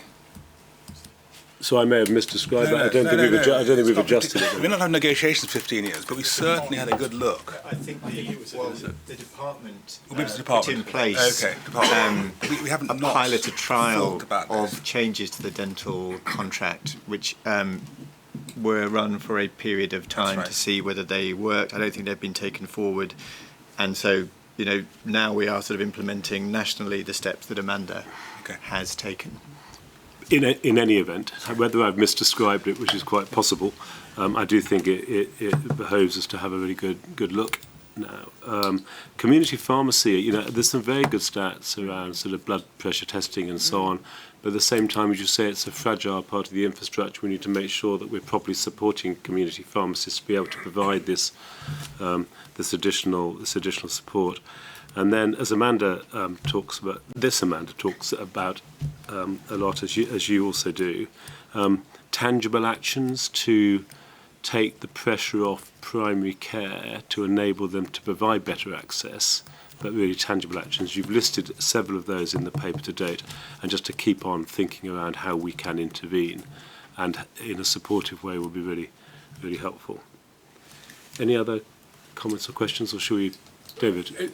I'm just struck by the demand being driven demographically by people aged over 65 and the challenge that presents to the future workforce. So I just reinforce the point. I think we have an opportunity, Richard, with a long-term workforce plan to really think through what the skill mix is that's required in primary care. And Amanda, you've spoken to that. So as well as the actions that are described in the next steps, I just wonder whether one of my takeaways from what Amanda's just said is just the importance of actually making sure as we develop the long-term workforce plan, we're really clear what the skill mix contribution to that is, and then what the pipeline of those different roles are and associated roles are going to be. That's a very strong subject to the budget. No, the thing I was going to say, actually, just picking up on that, I mean, Amanda's point about the kind of reduction in GPs, which you really saw happen in about 2015, you can tie it to the tightening of the lifetime allowance threshold and the time it takes to start remedying that. Again, actually, the work that the previous Secretary of State, Jeremy Hunt, did to increase medical training places, which we are, seeing now coming through in the number of GPs, but it's just the time that it takes. And as we look at the medium-term picture, how important it will be that, to find some way of protecting the investment in medical places and training, because without it, you do just find yourself in quite big issues, which is, what we're currently experiencing. I mean, it was a chart we've actually looked at as a board. I mean, it is, and you've got to be careful of start points. So we start the gradient of growth in doctors, and if you started in 2010, what we find is, don't we, that we can have a virtually 20% increase in hospital consultants. In all GPs, we're under 10%. It looks like it's around. Sorry, I do apologise. It's about 12% growth, but within that, fully qualified GPs is actually flat to down. In fact, it's mildly down. And that's a real challenge, actually. And to David's point, there was that FT article. And it quoted, didn't it? It showed us on a chart that over 70s, not over 60s, 65s, the over 70s population has grown by 30% since 2010, and the over 70s population with comorbidities has grown by over 65% since 2010. So one can see the nature of the demand. A lot of that will fall on primary care. So I think it's clearly we've got significant pressures we have to manage. And Amanda, thank you for your leadership in this space. So can we go on then? I think Morag and Julian, we've got a briefer update, I think, on the new hospitals programme. I don't know how you're going to do it. You're going to hand it straight to Morag. Why don't I hand it to Morag Stewart, who is the Programme Director for the new hospital programme, working very closely with the team in the department as well. But Morag, why don't I hand to you? Thank you. So yes, I'm Morag Stewart, Chief Programme Officer for the new hospital programme.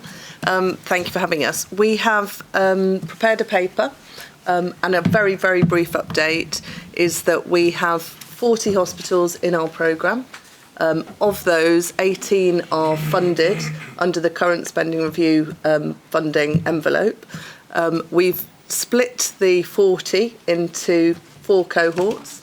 The first cohort are well underway, so there's 8 in the first cohort. We have 1 that is open, and we have 1 that is going through a phased opening at the moment in Royal Liverpool.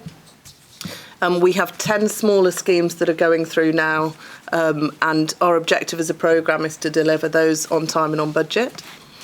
And then the next 2 cohorts of hospitals are really big hospitals, and we're transitioning from a traditional way of designing and building a hospital into a much more centralised build, design, of healthcare, building on Amanda's point of delivering a really efficient system and working with the integrated systems, integrated boards and the region to deliver our part of that puzzle. So we have an objective, 4 kind of key objectives as a programme. We are to deliver for less time and less cost the hospitals in the future, and deliver in a very standardised way using modern methods of construction. We have to ensure that our hospitals deliver and integrate all of the innovative national standards and are fully digital. We co-design with our local areas, and we build the foundations for an enduring national capability for the future. So that's a very short summary. Happy to take questions. Can I just add just 2 things? Of course. So we are working towards the next big decision point where we can really nail down total programme, total scope. And as Morag sort of alluded to, the funding currently covers about 18. We now need to nail down what is the total programme budget for the whole lot. That is currently scheduled for December. And as part of that, we also do need to consider how are we handling, in particular, those hospitals, what we know as the RAC hospitals, where we know there are sort of long going on sort of enduring risk. There are about 5 of them not currently in the programme, where with the government we at least need to work through, okay, how are we going to handle those in the run-up to 2030? Andrew. So these hospitals have got about 700 props holding the roof up. So just think about it. You're being admitted, and your operating theatre, what you see is, all these props, and the main bays have got a similar kind of environment. And the thought of having that environment for nearly 10 years is perplexing, to say the least. So anything we can do to kind of promote those projects, I'm all for it. 2 are, as you say, Julian, are in, but the others aren't. Can I ask, do we know how, we know how many have currently got this RAC aerated concrete problem? Are there more to come at us, which were built similarly but later? Not in England, no. Not in England, okay. So there are a larger number of hospitals who have this, but it tends to be only in a bit of the estate. Oh, okay. We have a pretty well-established programme as to how, with the funding we have and have been given to, by the government, where we have seen, a reasonably significant overall increase in capital investment over the last 2 and 3 years, a plan to sort of eradicate rack planks, and except for, as I said, those kind of 5 other major hospitals not currently in the new hospital programme. And just on the 18 that have, I think, bring Jackie in. Of the 18 that are funded, are they fully funded? And do we understand what the inflation and growing build costs and pressures are going to do to that funding? So we have 7 that are fully funded in cohort 1. We have 1 which is Moorfields Eye Hospital, which is just going through its final business case now. Yeah. That's cohort 1. Very good. In cohort 2, we have the budgetary provision for cohort 2, so that's the next 10 schemes. But they have to go through an individual business case process to get the actual funding allocated to them. Yep. Then for your other part of your question, in terms of the inflationary pressures on those hospitals, we've put a paper up now to Treasury to explain the actual impact. So we've now actually modelled out the full impact on those particular schemes. Good. And Treasury have asked us to also model out for cohorts 3 and 4 when we go back for the main investment. Thank you. And Jackie, any it's fine. comments? It's just to add that, so from the RAC perspective, we know where it all is. And it is actually in 14 hospitals, of which we have 7 of those hospitals which we consider to be critical. So the others are part of our normal ongoing, we're dealing with it as we're going through. And I think it's just worth calling out that this is an ongoing problem in the private sector and across His Majesty's government buildings. So we have the same issues in schools and other areas. So we are actually working across government as well to look at the solutions on this. Very good, thank you. Any other comments, reflections on new hospitals programme? If not, Morag, thank you very much. That was excellent. Thank you. Can we go on then? I think it's now Chris. It's to you and Bolo, I think, which is it's our annual report, isn't it? I think on NHS England's work on healthcare inequalities.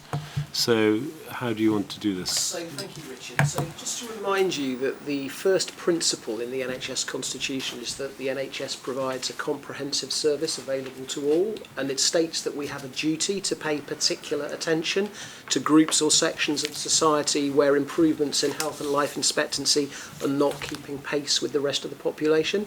So that's why reducing health inequalities is one of the formal statutory aims for the new integrated care systems, and both NHS England and trusts have got newly enhanced health inequalities duties in the 2022 Health and Care Act, and you'll remember that the long-term plan also commits us to further strengthen actions to reduce health inequalities. So I think we all know that the cause of health inequalities are many and varied, and the NHS can't solve all of them on our own, and that's why we're focusing our activity on tackling the inequalities that exist in the delivery of healthcare, because it's that delivery that's our direct responsibility and accountability. And if we want to support people into work and ensure they play their full part in a growing economy, if we want to maximise NHS productivity and efficiency, if we want to make services sustainable in the long term, then we have to follow what the data tells us on the gaps in healthcare provision and outcomes, and then pursue those relentlessly.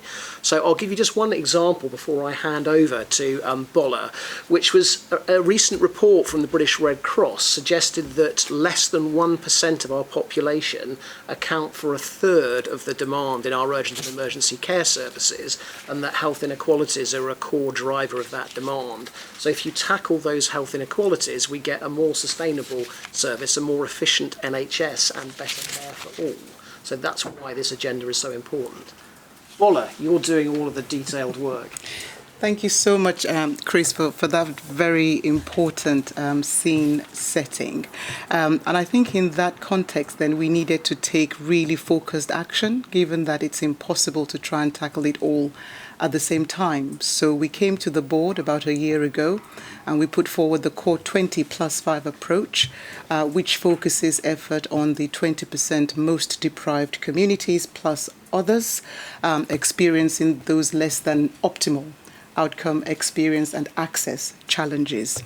I just want to draw the board's attention to some specific examples of what that means in practice. Mid and South Essex NHS Foundation Trust, for example, they've been doing a piece of work on the NHS as an anchor institution and providing employment opportunities to people with learning disability and autism. And that means that people are able to transition from school into meaningful employment as part of their health inequalities projects. In terms of productivity, University Hospitals of Leicester, they realized they had 50% DNA in their respiratory pathway. And when they analyzed the data, they realized that actually nearly all of that was accounted for by the Core 20+ population. So they worked with their voluntary sector partners to support those communities in terms of transportation costs, parking costs, phoning people using the volunteer service that we were talking about earlier on. And in the last several months, they've gone from 4,000 DNAs in just the respiratory services since 21-22 and seen a 50% reduction just by taking that health inequalities focus. Another example that I just want to bring to the board's attention is Newcastle Hospitals NHS Foundation Trust. I was with them all day, just the day before yesterday, working in collaboration with HealthWorks, which is one of their local charities, supporting people on the waiting list, and actually by providing smoking cessation services, exercise classes, diabetes control, they have been able to support people to exit the waiting list. And that is a demonstration of the NHS working in collaboration with voluntary sector partners and our local authorities. I think in terms of pressure on urgent and emergency care, I draw the board's attention to North Mids NHS Trust and the ABC parenting work they've done. They realized that actually a lot of the A&E attendances were from people from ethnic minority communities whose first language was not English and struggled to access the NHS in other ways other than turning up in accident and emergency. And what they've seen with this program is a 25% reduction in accident and emergency attendance from the families that have actually taken part in that particular work. Finally, just on COVID vaccination, I think through the work we've been doing with Steve and his team, and indeed going back to July 2021, there is still work to do, but actually by taking on board the trusted voices of faith leaders, community leaders, making the vaccination more accessible to communities, we have seen the gap close actually by 5 percentage points between the white British population and ethnic minority groups overall. And so as the new strategy is being developed around vaccinations and screening, we're working hand in glove to make sure that health inequalities are central to that. And just in terms of next steps then, we've been working with the Chief Nurses team in the Children and Young People Transformation team. So we will be rolling out Core 20+5 for children and young people over the next year. Get my breath back. So that's a really important element of the work that we're going to be doing, as well as accelerating focus on digital inclusion, which is incredibly important. It's one of the commitments within the DHSC's digital and healthcare plan. And some of those actions are for the NHS, and we're working with the Transformation Directorate to drive those forward. And we've just set out the other activities for the next steps in the paper. Thank you.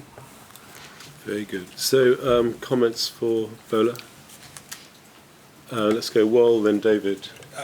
I was looking in, and maybe you've covered this last year, apologies, but if I think of things like multiple long-term conditions, one of the big issues is not so much the end state, but when you start with one and how you go from one to many. And actually in that journey, ethnic minorities tend to, for a whole host of other reasons, be more hit, if you will, by that. And then the cost to the system as a whole, once you have many long-term chronic conditions, is huge, as we know. Is there, I couldn't quite understand how you were monitoring that, how you'd be capturing that data, how we're making sure that we're really sort of focusing on the cross-cutting issues like that. Absolutely, and you're exactly right.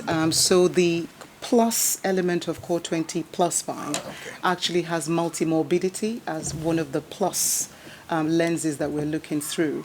And actually, the whole Core 20+5 approach itself is a secondary prevention approach, very much looking at that multimorbidity. So we know that for some of our South Asian communities, their diabetes starts 10 years earlier than the rest of the population. So we've been talking to OHID about the NHS Health Check program and how we may need to flex that to reflect the differential both in incidence, prevalence and timing of onset of some of these long-term conditions in the way that you've just described. So it's that multi-pronged approach, but it's very much part of the Core 20+5. Thank you. David? So thanks very much, Richard, Bola and Chris, thanks very much for this. I thought it was terrific progress that you're identifying.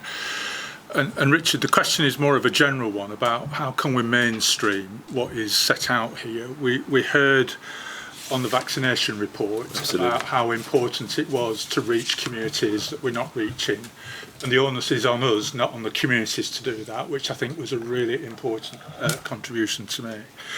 And then, Bola, your anecdote about A&E in North Middlesex and just the difference you can make if you think about what needs to happen to do that is tremendous. And my question really is for the wider executive team about how owned is this strategy across all aspects, because what I learned from some of the one of the conferences I went to that you spoke at, Bola, if you look at the elective surgery waiting list, then the number of people from deprived communities or Black, Asian and minority ethnic backgrounds that are represented on those on those lists are high.